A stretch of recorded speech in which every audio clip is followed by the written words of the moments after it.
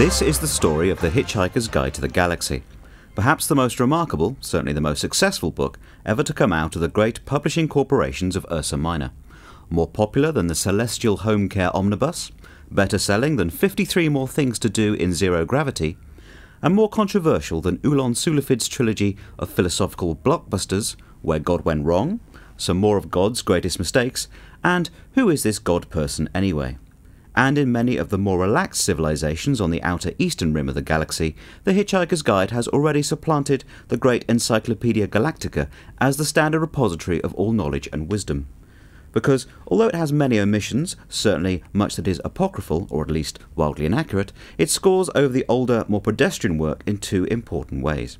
First, it is slightly cheaper. And second, it has the words "Don't Panic" inscribed in large, friendly letters on the cover. To tell the story of the book, it's best to tell the story of some of the minds behind it.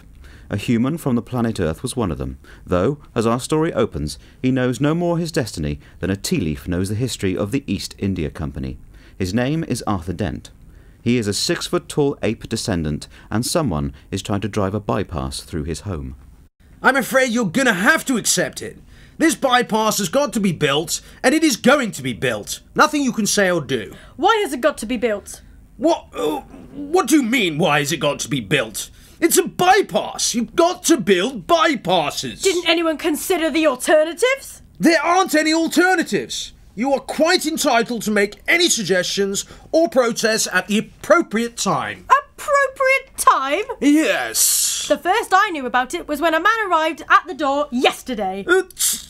I asked him if he'd come in to clean the windows. He said he'd come in to demolish my house. He didn't tell me straight away, of course. Oh no! First he wiped a couple of windows, then charged me a £5. Then he told me. But Mr. Dent, the plans have been available in the planning office for the last 9 months. Yes! I went round to find them yesterday afternoon. You hadn't exactly gone out of your way to pull much attention to them, have you? I mean, like actually telling anybody or anything?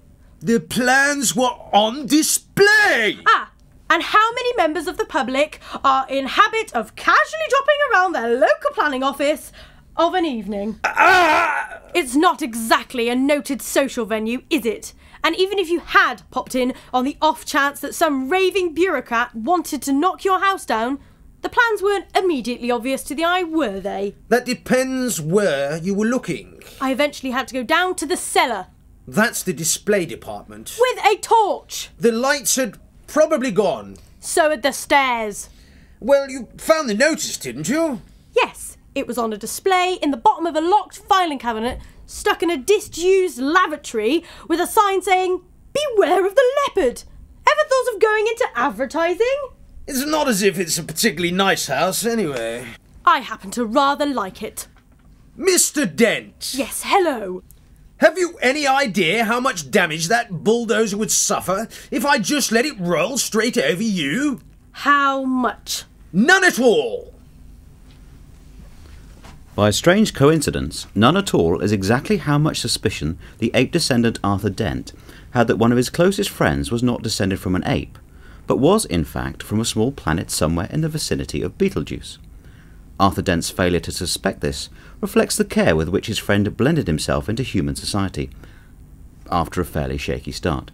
When he first arrived 15 years ago, the minimal research he had done had suggested to him that the name Ford Prefect would be nicely inconspicuous. He will enter our story in 35 seconds and say, "Hello, Arthur." The ape descendant will greet him in return, but in deference to a million years of evolution he will not attempt to pick fleas off him. Earthmen are not proud of their ancestors, and never invite them round to dinner.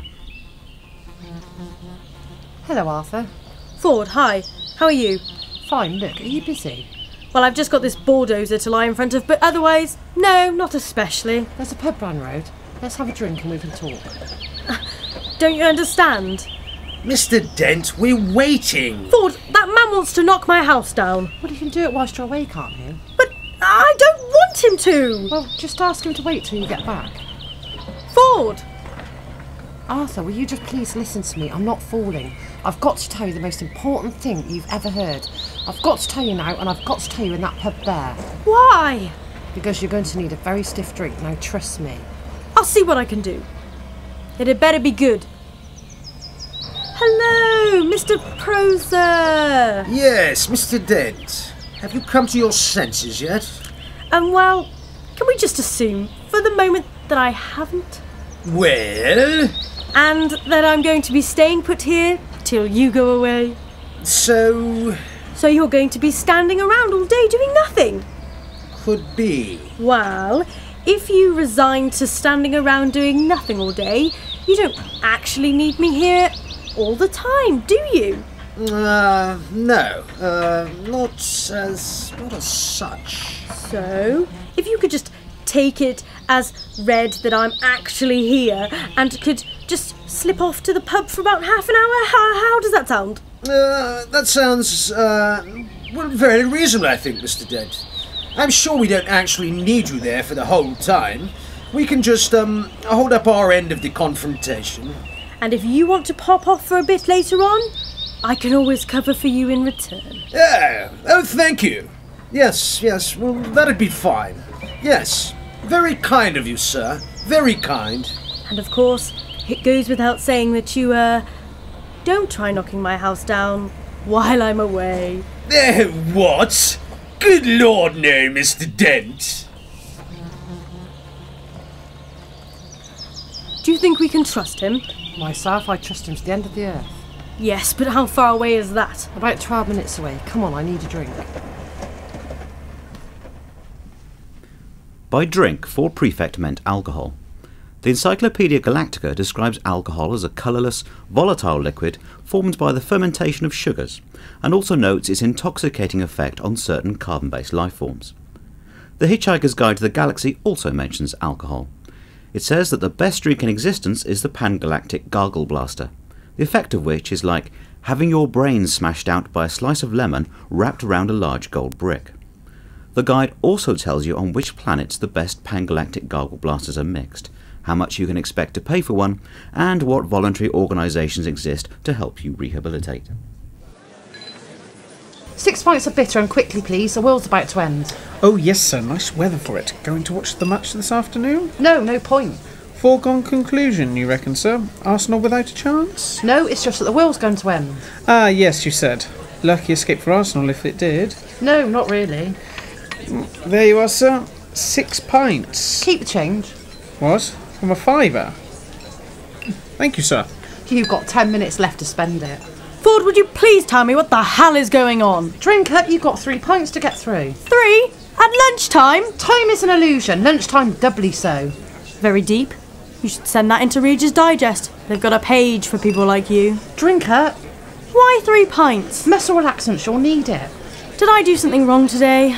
Or has the whole world always been like this, and I've been too wrapped up in myself to even notice? All right, I'll try to explain. How long have we known each other, Arthur? 5 years? Maybe 6.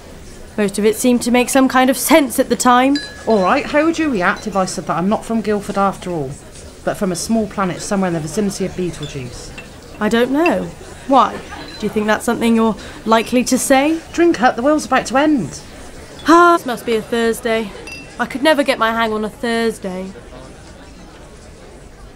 On this particular Thursday, something was moving through the ionosphere miles above the surface of the planet, but few people on the surface of the planet were aware of it. One of the 6,000 million people who hadn't glanced into the ionosphere recently was called Lady Cynthia Fitzmilton. She was, at that moment, standing in front of Arthur Dent's house in Cottington. Many of those listening to her speech would probably have experienced great satisfaction to know that in 4 minutes' time she would evaporate into a whiff of hydrogen, ozone and carbon monoxide. However, when the moment came they would hardly notice, because they would be busy too evaporating themselves. I have been asked to come here to say a few words to mark the beginning of work on the very splendid and worthwhile new Bedingford bypass. And I must say immediately what a great honour and a great privilege I think it must be for you, the people of Cottington, to have this gleaming new motorway going through your cruddy little village. I'm sorry, your little country village of cruddy Cottington. I know how proud you must feel at this moment to know that your obscure and unsung hamlet will now arise reborn as the very splendid and worthwhile Cottington Service Station, providing welcome refreshment and sanitary relief for every weary traveller on his way.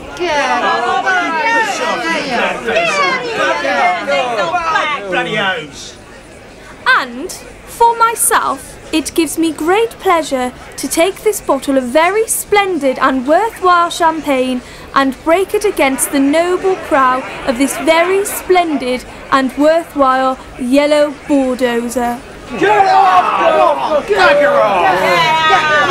off! What's that? Don't worry, we haven't started yet. Oh, good. It's probably just your house being knocked down. What? It hardly makes any difference at this stage. My God, it is! What the hell are they doing? We had an agreement! Let them have their fun. Damn you and your fairy stories! They're smashing up my home! You half-crazed Visigoths, stop! Arthur, come back! It's pointless! Hell, I'd better go after him. Barman, quickly, can you just give me 4 packets of peanuts? Certainly, sir. There you are. 28 pence. Keep change. Are you serious, sir? I mean, do you really think the world's going to end this afternoon?